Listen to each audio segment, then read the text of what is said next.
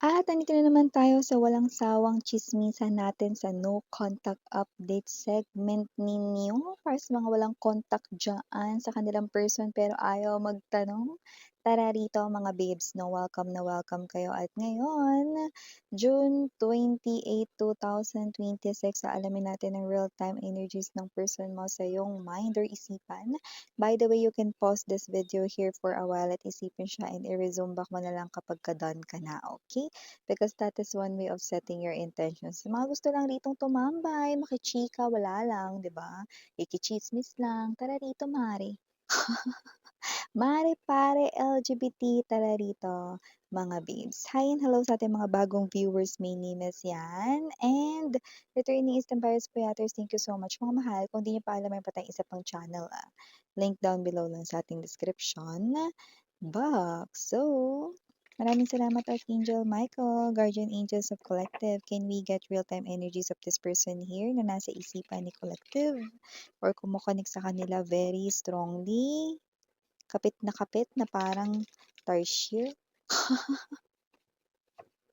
So let us see. Is this person here still in love with Collective? Is this person here still has remaining feelings po for Collective? Is this person here still thinking about Collective? Any plans sa kanyang mind related kay Collective? Can you please show me real-time energies of this person?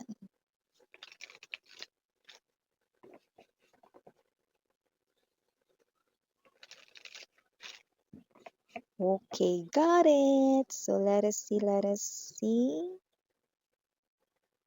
Okay. Meron siya ditong energy ng Hermit in Reverse. Queen of Coins. The King of Fire. Six of Earth or the Six of Coins. Two of Earth or the Two of Coins. Page of Earth. Bottom of the deck, we have the Transformation, the World, and the Three of Air. Yeah, very clear. Crystal clear, vividly clear, yan no? Mas maliwanag pa sa kilikili ng kumare niyo. So, ayun na nga. Kung sino man tong ex-lover ninyo or ang ex-person ninyo, yes, you heard it right. The one na wala kayong contact with, I do see na itong person na to, no? Unti-unti na po siya rito. With this Two of Earth energy, Page of Earth, no? Unti-unti na siya ritong nagbabago ang pagtingin sa kung sino man ang kasama niya ngayon. So, negatively ba yun, Miss Yan? Or positively? Well, negatively ito para doon sa kasakasama niya ngayon dahil patuloy na nagbibigay itong nakakasama niya sa kanya. No, nag-e-effort ito. Pwede ring third party ito kung may pumagitan sa inyong dalawa way back then because the Three of Air is here. Okay? At nakikita ko no, na parang ginagastusan siya nitong kasama niya ngayon or kung sino man yung karelasyon niya ngayon pero tingnan mo hindi na niya pinapansin. Lumalabas at with the King of Fire energy and the Page of Earth right in here, no? This person here, okay, may gustong simulan. At kung gusto niya ditong simulan ay tunay na ibigay ang puso niya. Ayan, nakalabas na Mare, oh. Kinuha niya na sa dibdib niya yung puso niya, no? At ibibigay niya na yan sa talagang tunay na may-ari nito. At yun nga ay walang iba kundi ikaw syempre, yun oh. With the Queen of Earth energy, this person here ay viewing you as still the queen of his or her heart. Namamayagpag pa rin dito ang pangalan mo. Sinisigaw ng dibdib at puso niya ang pangalan mo. Kaya nakita natin dito no, na hindi ka dito pwedeng maikumpara sa kahit na sino at kahit pa rito sa nakakasama niya ngayon. Kaya nagsisimula na siyang makaramdam ng hesitation, pagdadalawang isip 'no, hindi na sigurado sa kung sino mang kasama niya ngayon dahil ikaw kanyang tunay na mahal at tunay na gustong makasama 'no. Nakikita ko rito na medyo nagkakaroon na rito ng pagpa-panic ang third party dahil kahit naglalabas na siya ng pera binibili niya rito yung mga bagay kahit hindi hinihiling at pinabibili ng person mo, binibili niya, ah. Okey, taray parang araw-araw sahod, ah. Mukhang wala na itong epekto, you know. Kaya kung sino man 'tong energy na 'to 'no, I do see that your person here 'no, ay nagsisimula na ritong magbago ang tingin sa kung sino man ang kasama niya ngayon, 'yan 'no. If you are waiting for this person here still, okay, this person here looks like na with the King of Fire energy, ikaw ang pinipili niya because the King of Fire is an energy here of someone who wants to pursue.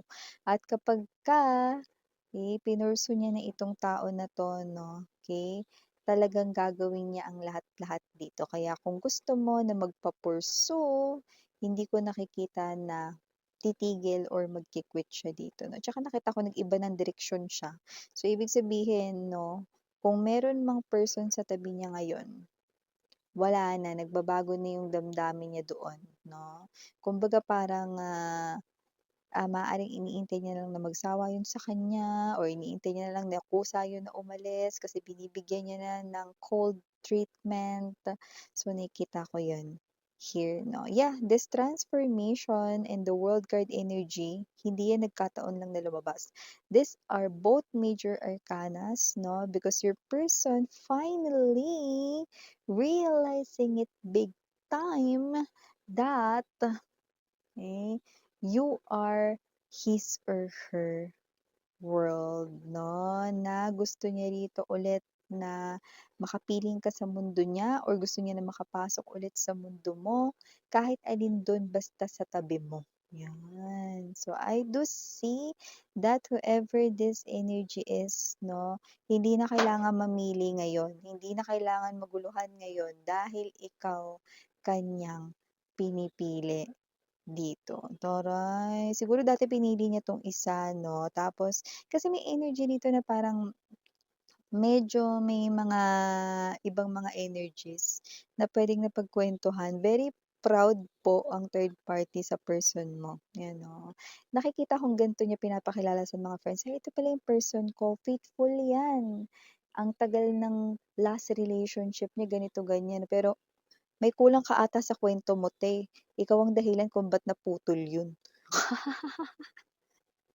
So, whatever the case may be, wala tayong gender dito, pero gano'n ko nakikita. The third party ay very giving, very investing sa person mo. Kaya nakikita ko na magiging talagang luhaan siya dito, okay. Unlike for your person here ay wala ritong kahit na anong binibigay na atensyon sa kanya. Parang wala nga rin ditong gana sabihin yung person mo sa kanya na ano, makipaghiwalay. Kasi parang wala lang, hayaan na lang natin na maramdaman niya na parang wala na siyang kuwenta dun sa person mo para kusa na siyang umalis.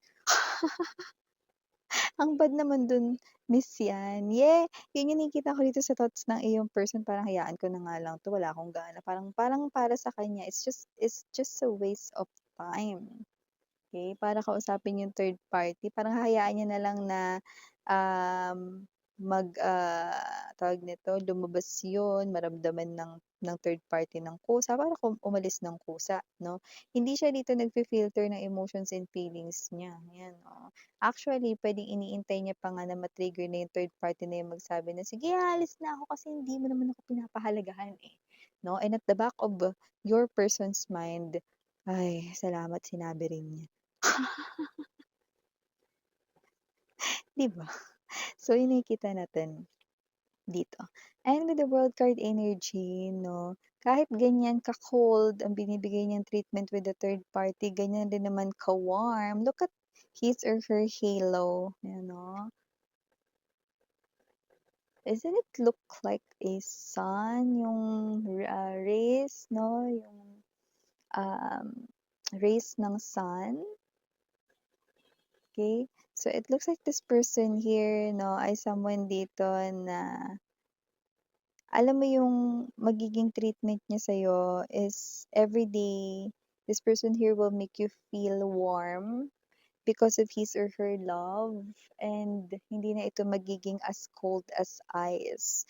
Because your person here realize it, no, na life without you, parang naliligaw din siya, nawawala din siya, 'no. So, walang ibang 'di ba kasi 'di ba kapagka nawawala ka, 'pag nagtanong ka sa ibang tao, "Saan nga ba yung daanan dito?" 'no, tapos yung matatanungan mo hindi mo alam, eh, na alam niya ba yung daanan kasi yung iba nagpapanggap lang na alam yung daanan, mali pala.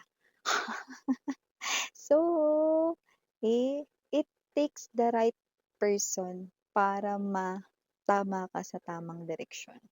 So, nakikita niya ngayon 'no, na nasa tama yung direksyon ng life or landas ng life niya 'no, nung ikaw yung nasa tabi niya at hindi itong isa. Kaya nagsa-start na siya rito na, magbago yung feelings or magbago yung tingin niya 'no, with this person na nasa tabi niya ngayon, okay. And yun ay, parang hindi niya ini-ignore, okay. Kaya nakikita natin dito that this person here will, come to you. Okay, because the King of Fire, hindi yan yung energy na nakaupo lang. Yan talaga yung may gagawin. Okay, so I do see that this person here, yes, did left you or abandoned you because of the third party situation, Three of Air, no? But this person here is willing to admit all of those sa inyo. Hindi niya yan itatanggi, no? Kung gusto niyo mag-explain siya from the start, everything, every detail, lahat yun sasabihin niya rito sa inyo. Kaya wala siya ditong itatago at ililihim 'no, dahil gusto niyang simulan na maayos itong relationship ninyo. And the twist is kapag nag-start kayo magkaroon ulit ng relationship, if you will allow, uh, another chance for this person here, no, this person here will not, let that opportunity, gets dull.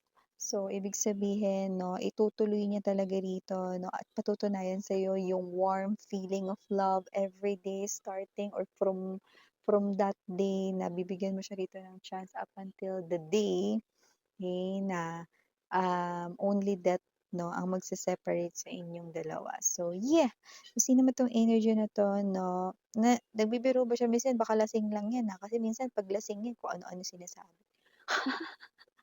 Yung person niyo dati 'no, kapagka lasing kung ano-ano yung sinasabi, parang hindi mo magawang paniwalaan 'no. Pero yeah, hindi siya lasing dito 'no, and yes, totoo rin yung sinasabi niya rito kasi nag-mature siya, eh. Ngayon niya naiintindihan yung importansya ng mga bagay-bagay. Kung dati siyang materialistic, ngayon nakokontrol niya na ito. Parang bumibili na lang siya ng kung ano yung, parang pinakagusto niyang bilhin, gano'n, 'no. So, this person here is not spending too much now when it comes to material things, kaya no wonder the third party is, nagpa-panic dito kasi kahit na binibili niya yung parang mga nagugustuhan, nababanggit na gusto ng person mo, 'no, and then kapag nasa harapan na ng person mo 'yan, it looks like, hmm, wala masyadong reaction because your person here nag-level up yung kanya ritong maturity, and also no, the decision making skills niya ay nagkakaroon dito no ng natural na pagbabago. So I do see that if given a chance na pagbibigyan mo siya rito, this person here will not put it to waste. Okay? But syempre, alam niyo naman, tamang daldal lang kumare ninyo, kayo pa rin magdedesisyon diyan. Oo, wala tayong gender dito, babae, lalaki, LGBT, it's your call. You call the shots dito sa person na ito. Kung ano gusto niyong gawin, mandre, para kayo. Diba? Pero yes, this person here will pursue you. Mm.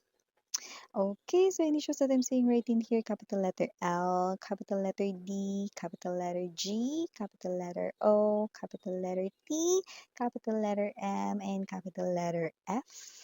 For small letters, we have A. For A, maaring more than one, could be two, but maaring hindi three. Okay, so we also have here moving forward sa ating small letters, A, J, Y, G, I don't know if that's one or another L.